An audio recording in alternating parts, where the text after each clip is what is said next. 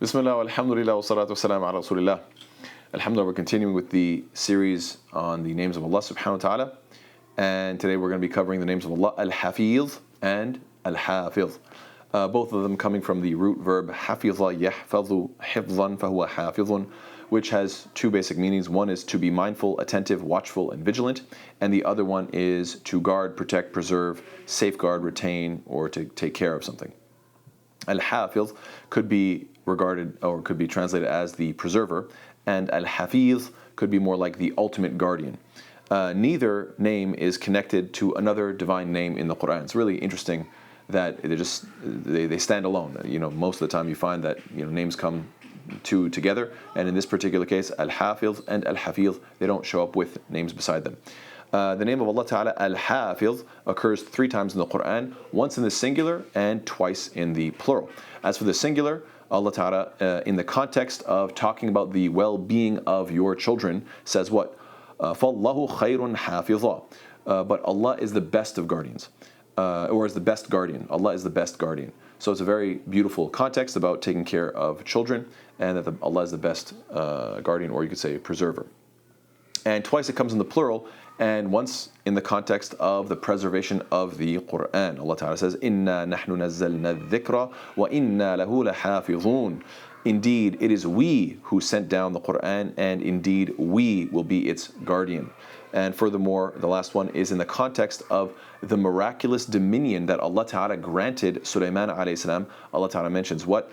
وَمِنَ الشَّيَاطِينِ من يغوصون له ويعملون عملا دون ذلك وكنا لهم حافظين.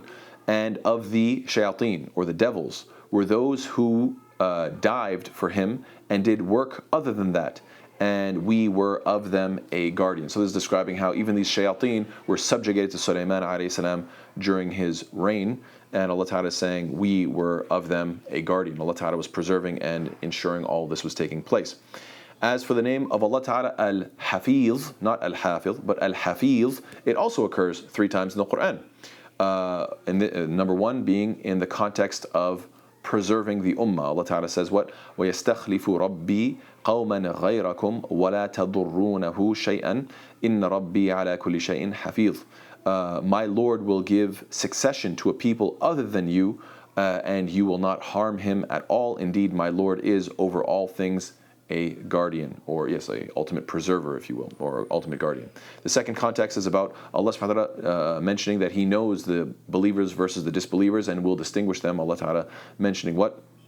وَمَا كَانَ لَهُ عَلَيْهِمْ مِنْ سُلْطَانٍ إِلَّا لِنَعْلَمَ مَنْ يُؤْمِنُ بِالْآخِرَةِ مِمَّنْ هُوَ مِنْهَا فِي شَكٍّ وَرَبُّكَ عَلَى كُلِّ شَيْءٍ حَفِيظٌ. And he, Shaitan, had over them no authority except it was decreed that we might make evident who believes in the hereafter from who thereof is in doubt, and your Lord over all things is a guardian. And the third one is what? In the context of Allah subhanahu wa ta'ala being fully aware of and full control over the polytheists. وَالَّذِينَ اتَّخَذُوا مِن دُونِهِ أَوْلِيَاءَ اللَّهِ حَفِيظٌ عَلَيْهِمْ وَمَا أَنْتَ عَلَيْهِمْ بِوَكِيلٍ. And those who take allies other than Him, other than Allah, Allah is yet still, He is still, of course, their guardian over them, and you, O Muhammad ﷺ, are not over them a manager. You don't have to worry about that. So the question, of course, comes in, what is Allah Ta'ala preserving? What is Allah subhanahu wa ta'ala observing? Allah Ta'ala is doing hifz, or being a hafiz or hafiz over what? Number 1, the universe. Allah says, وَلَا يَؤُدُهُ حِفْظُهُمَا, that preserving them does not tire Him. His hifz over the heavens and the earth does not tire Him at all. So this is number 1. Furthermore, Allah says, إِنَّ اللَّهَ يَمْسِكُ السَّمَاوَاتِ وَالْأَرْضَ أَن تَزُولَا. Indeed, Allah holds the heavens and the earth lest they cease. So yes, the first thing is reality in and of itself, our universe, the heavens and the earth, all of it is being sustained and preserved and maintained by Allah subhanahu wa ta'ala. Number 2 is every living creature's life. Allah Ta'ala says, لَهُ مُعَقِّبَاتٌ مِّن بَيْنِ يَدَيْهِ وَمِنْ خَلْفِهِ يَحْفَظُونَهُ مِنْ أَمْرِ اللَّهِ. For each one are successive angels before and behind him who protect him by the decree of Allah. So we have these guardian angels, and this is all being done under Allah's decree, and they are doing what? يَحْفَظُونَهُ, that these angels are protecting and preserving each and every single one of us for our lives. Then, of course, preserving guidance and revelation. Allah says, يُرِيدُونَ أَن يُطْفِئُوا نُورَ اللَّهِ بِأَفْوَاهِهِمْ وَيَأْبَى اللَّهُ إِلَّا أَن يُتِمَّ نُورَهُ وَلَوْ كَرِهَ الْكَافِرُونَ. They want to extinguish the light of Allah with their mouths, but Allah refuses except to perfect His light, although the disbelievers dislike it. So subhanAllah, Allah Ta'ala is not going to let the disbelievers distort His guidance and His revelation. Rather, instead, Allah subhanahu wa ta'ala is going to complete that light. There are many ayat that describe this. إِنَّا زَيَّنَّا السَّمَاءَ الدُّنْيَا بِزِينَةٍ الْكَوَاكِبِ وَحِفْظًا مِّن كُلِّ شَيْطَانٍ مَارِدٍ لَا يَسَّمَّعُونَ إِلَى الْمَلَإِ الْأَعْلَى وَيُقْذَفُونَ مِن كُلِّ جَانِبٍ. Indeed, we have adorned the nearest heaven with an adornment of stars, and as protection against every rebellious devil, so that they may not listen to the exalted assembly of angels and are pelted from every side. So the shayateen, they try to get information of what's going to happen in the future and so forth, and they come and they try to give this to soothsayers, but Allah Ta'ala is saying that through the stars and so forth, they get pelted with the shooting stars and these different things. They are knocking them down and preventing them from taking information. Allah Ta'ala says, وَلَقَدْ جَعَلْنَا فِي السَّمَاءِ بُرُوجًا وَزَيَّنَّاهَا لِلنَّاظِرِينَ وَحَفِظْنَاهَا مِنْ كُلِّ شَيْطَانٍ رَجِيمٍ إِلَّا مَنِ اسْتَرَقَ السَّمْعَ فَأَتْبَعَهُ شِهَابٌ مُبِينٌ. That Allah says, and we have placed within the heavens great stars and have beautified it for the observers, and we have protected it from every devil expelled, except one who steals a hearing and is pursued by a clear burning flame. So this is how Allah Ta'ala preserves the affairs of the heavens, something that is the unseen to us, but subhanAllah, Allah Ta'ala is informing us about this anyhow. And number 4, protecting the believers. إِنَّ اللَّهَ يُدَافِعُ عَنِ الَّذِينَ آمَنُوا. Allah says, indeed, Allah defends those who have believed. So Allah Ta'ala is preserving us, protecting us, and defending us. Furthermore, Allah says, وَاعْلَمُوا أَنَّ اللَّهَ يَحُولُ بَيْنَ الْمَرْءِ وَقَلْبِهِ. And know that Allah intervenes between a man and his heart. So even sometimes Allah is going to protect us from our own evil inclinations. And when it comes to the Anbiya, we know that many of the prophets ﷺ were protected in miraculous ways. قُلْنَا يَا نَارُ كُونِي بَرْدًا وَسَلَامًا عَلَى إِبْرَاهِيمَ.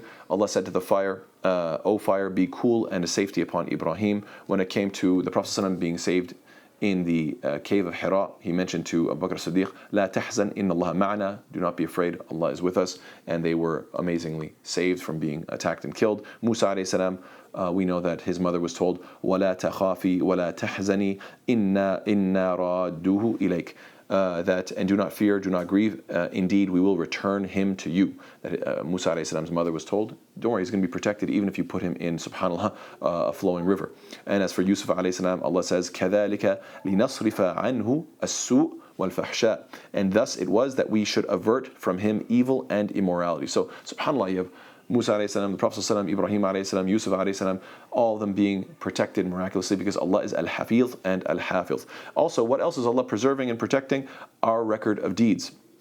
As Allah says, وَوُضِعَ الْكِتَابُ فَتَرَى الْمُجْرِمِينَ مُشْفِقِينَ مِمَّا فِيهِ وَيَقُولُونَ يَا وَيْلَتَنَا مَا لِهَذَا الْكِتَابِ لَا يُغَادِرُ صَغِيرَةً وَلَا كَبِيرَةً إِلَّا أَحْصَاهَا وَوَجَدُوا مَا عَمِلُوا حَاضِرًا وَلَا يَظْلِمُ رَبُّكَ أَحَدًا.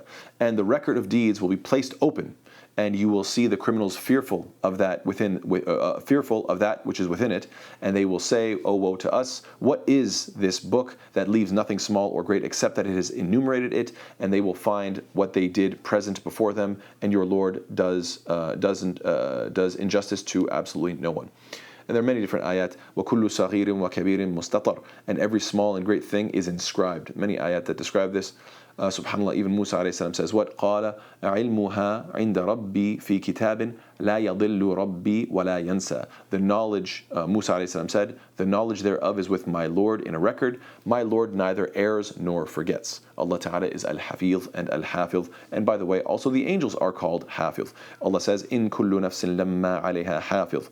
Allah mentions, and there is no soul, but that it has over it a protector. And Allah says, وَإِنَّ عَلَيْكُمْ لَحَافِظِينَ. And indeed, appointed over you are keepers or preservers or protectors, talking about the angels. And furthermore, Allah says, وَهُوَ الْقَاهِرُ فَوْقَ عِبَادِهِ ويرسل عليكم حفظة حتى إذا جاء أحدكم الموت توفته رسلنا وهم لا يفرطون. And He is the subjugator. Allah is the subjugator over His servants, and He sends over you guardian angels until when death comes to one of you, our messengers take him and they do not fail in their duty. So the big question is, how should this name of Allah or these names of Allah, Al-Hafiz and Al-Hafiz, affect the believer? Well, we should remember the beautiful advice of the Prophet ﷺ when he said, احفظ الله يحفظك احفظ الله تجده تجاهك. That be mindful of Allah and He will protect you. Be mindful of Allah and you will find Him before you. Furthermore, we need to preserve our words and our privates, as in our private parts. Why? Because the Prophet says what?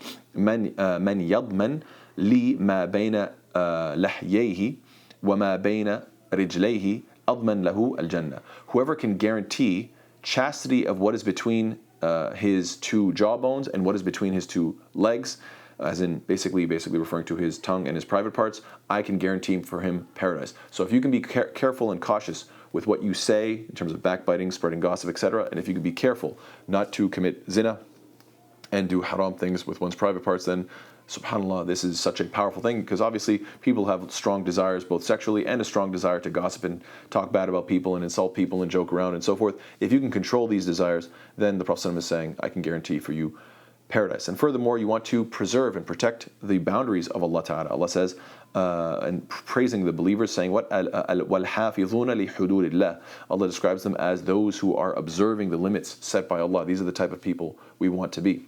And we want to preserve Allah's boundaries not only in public but in private, as Allah says, هَذَا مَا تُوعَدُونَ لِكُلِّ أَوَّابٍ حَفِيظٍ مَنْ خَشِيَ الرَّحْمَنَ بِالْغَيْبِ وَجَاءَ بِقَلْبٍ مُنِيبٍ. It will be said, this is what you were promised for every returner to Allah, and every keeper, every hafiz, everyone who preserves His covenant. And then Allah describes them and says, those who feared the most merciful in the unseen, when they were private. May Allah forgive us for all the things that we do in private that are haram. Allah says, مَنْ خَشِيَ الرَّحْمَنَ بِالْغَيْبِ وَجَاءَ بِقَلْبٍ مُنِيبٍ. And they come to us with a heart that is always returning and repenting, because none of us are perfect, we still make mistakes, but even if we do make mistakes, we at least repent and feel bad for what we have done. We also want to be who? We want to be preservers of our prayers. We want to have this quality of hifz when it comes to our prayers, because Allah says what? حَافِظُوا عَلَى الصَّلَوَاتِ وَالصَّلَاةِ الْوُسْطَى. That maintain with care your obligatory prayers, and in particular the middle prayer. And Allah Ta'ala also says, وَالَّذِينَ هُمْ عَلَى صَلَوَاتِهِمْ يُحَافِظُونَ. And they who are, they carefully maintain their prayers. Allah describes the believers as such. You want to preserve your eyes. Make sure you protect the things that you look at. Allah says, قُلْ لِلْمُؤْمِنِينَ يَغُضُّوا مِنْ أَبْصَارِهِمْ وَيَحْفَظُوا فُرُوجَهُم. That tell the believing men to reduce some of their vision and guard their private parts. Why? You want to protect your eyes from looking at haram, which will lead you to actually acting upon that and doing something haram with your privates. Furthermore, Allah subhanahu wa ta'ala says what? Preserve your eyes, your ears, and your mind, all of it. Your impassioned mind. Allah says, إِنَّ السَّمْعَ وَالْبَصَرَ وَالْفُؤَادَ كُلُّ أُولَٰئِكَ كَانَ عَنْهُ مَسْئُولًا. Indeed, the hearing, the sight, and the heart, the impassioned heart, your drive, that which is you have motivation for, all of that will be questioned. So subhanAllah, this is something you have to be very cautious about. What am I passionate about? What do I look at? What do I listen to? All these things must be taken into account. You want to preserve your oaths. If you make a promise, you have to stick to it, because Allah says, وَاحْفَظُوا أَيْمَانَكُمْ.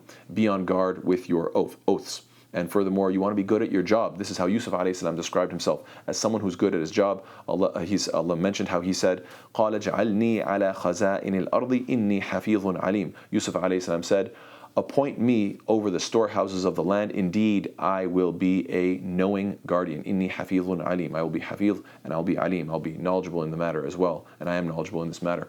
And furthermore, you want to preserve private information, especially when it comes to the household. In fact, wives are praised as what? فَالصَّالِحَاتُ قَانِتَاتٌ حَافِظَاتٌ لِلْغَيْبِ بِمَا حَفِظَ اللَّهِ.